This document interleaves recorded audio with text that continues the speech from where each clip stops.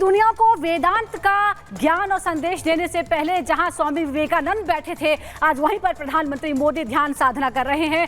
दूसरा दिन है उनकी ध्यान साधना का। चुनाव प्रचार खत्म होने के बाद अब भक्ति की शक्ति जो है वो नजर आ रही है। हम भी आपको इस स्पेशल रिपोर्ट में दिखाते हैं कैसे हो रही है शक्ति की साधना।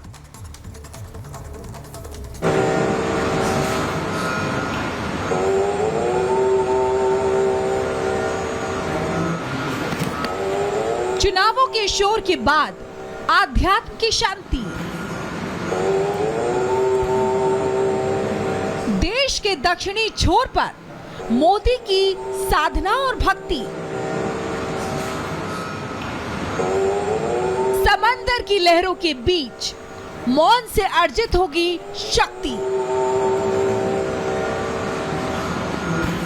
जहां मां पार्वती और स्वामी विवेकानंद ने की साधना,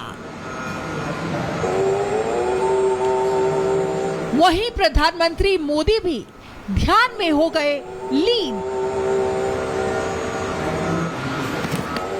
तमिलनाडु का कन्याकुमारी प्रधानमंत्री मोदी का 2 दिनों का ठिकाना, जहां 45 घंटों के लिए पीएम ध्यान मग्न हो गए हैं।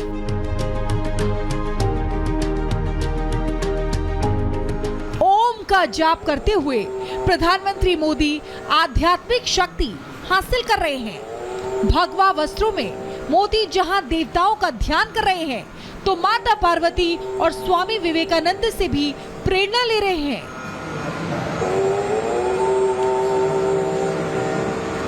भगवा वस्त्र पहने प्रधानमंत्री नरेंद्र मोदी ध्यान कक्ष में अकेले साधना कर रहे हैं। प्रधानमंत्री के साथ न कोई सहयोगी है, न कोई करीबी।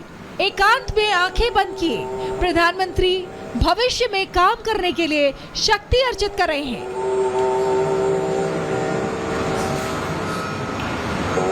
ध्यान साधना शुरू होने के बाद पहली सुबह मोदी ने भगवान सूर्य को जल अर्पित किया। इस दौरान उनके हाथों में रुद्राक्ष की माला थी, जिसके मनकों को घुमाते हुए प्रधानमंत्री मंत्रों का जाप कर रहे थे। अतः समुद्र के सामने हाथ जोड़े प्रधानमंत्री प्रकृति की शक्ति को भी प्रणाम कर रहे थे। सूर्य से लेकर समुद्र तक सनातन परंपरा में सबका महत्वपूर्ण स्थान है। प्रधानमंत्री भी सनातन के इसी रूप को नमन कर रहे थे।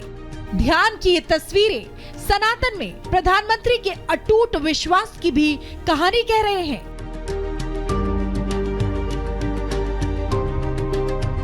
3 महीनों के मेगा चुनावी प्रचार के बाद भारत के सबसे दक्षिणी छोर पर बसे विवेकानंद रॉक मेमोरियल पहुंचे हुए हैं।